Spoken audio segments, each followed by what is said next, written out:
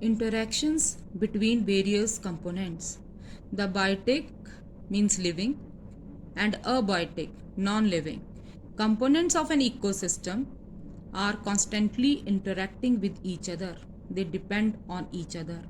Elements of abiotic component also influence each other. For example, wind carries water vapor, and water, heat, and wind are involved in the formation of the soil. Members of the living world too depend upon each other in many ways, especially for their food. Now, in this way, all the components of ecosystem, whether they are abiotic or biotic, they depend upon each other, they interact with each other. Now we will study about the interaction of various components. First, interaction between biotic and abiotic components of an ecosystem.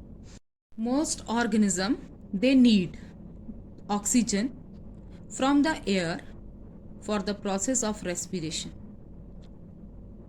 and in return they release carbon dioxide to the atmosphere. Decomposers, while breaking down of dead organisms and excreta, also releases carbon dioxide to the atmosphere. Now these processes, whether that is decomposition by the decomposers or respiration by all living organisms, they would have caused an imbalance in the composition of air. But it is not like that.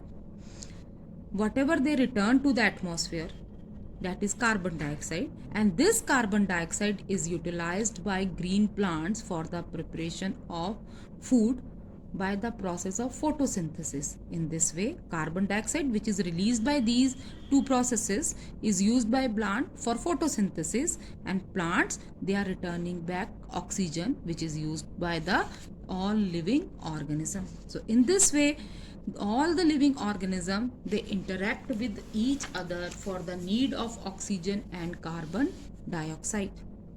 Similarly, nitrogen from the air is used by living organism for making up of the proteins, and the same nitrogen is returned to the soil by the action of some microorganisms, again by the process of decomposition.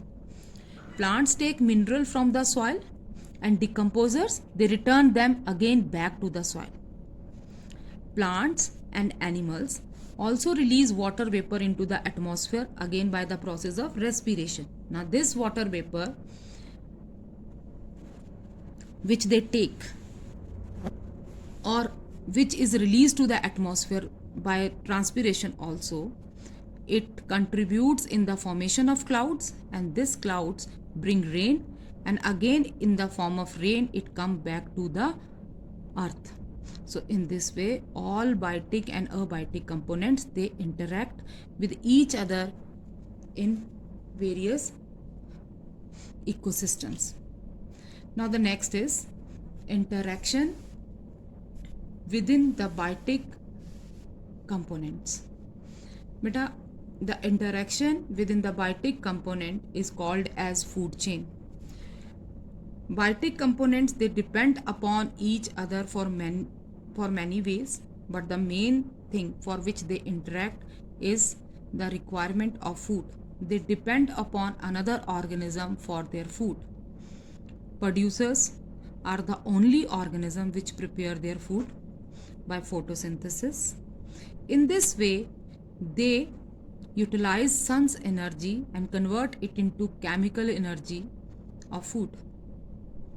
Now plants, they uses some part of this chemical energy for their own requirement, rest they store in them.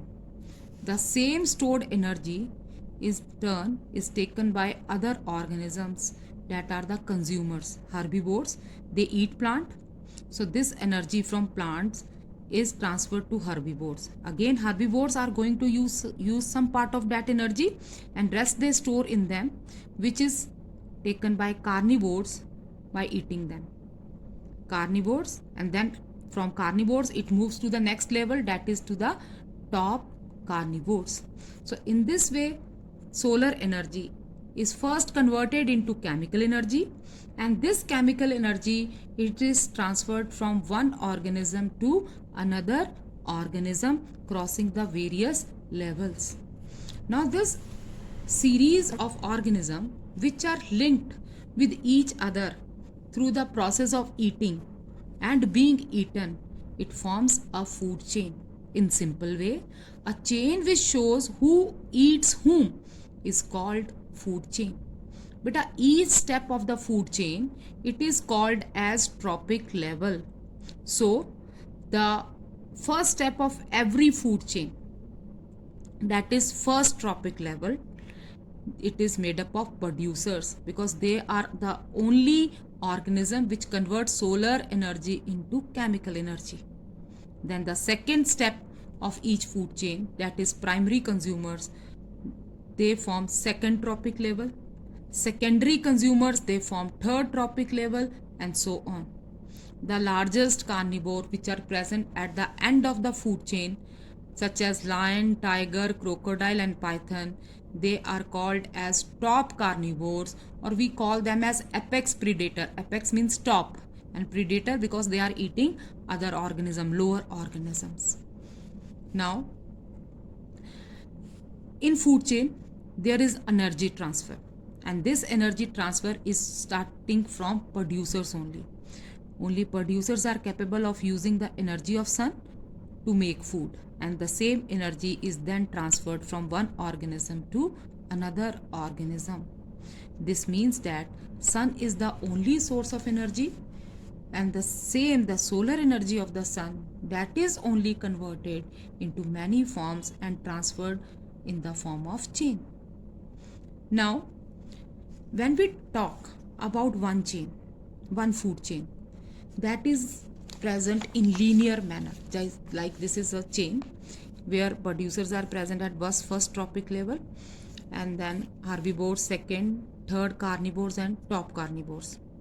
So here if we look at this chain is present in a linear fashion, means it is a straight line. It is present in a straight line, showing only one simple type of relationship. But if all organisms eat one particular type of food, then they will not able to survive for longer due to scarcity of food.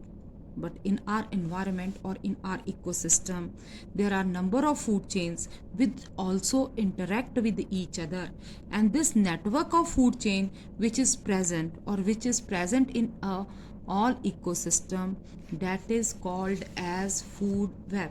In food web, large number of food chains are present, and they all interact with each other, giving wide variety of food to all organism and more chances for the survival of organisms. So food web is a network of food chain. Again I am repeating, food chain is a chain which shows who eats whom, how energy transfer take place in ecosystem, that is given by food chain. It is a chain which shows the relationship between the organism related to the food, and network of food chain, that is called as food webs. Now the next topic is pyramid of number.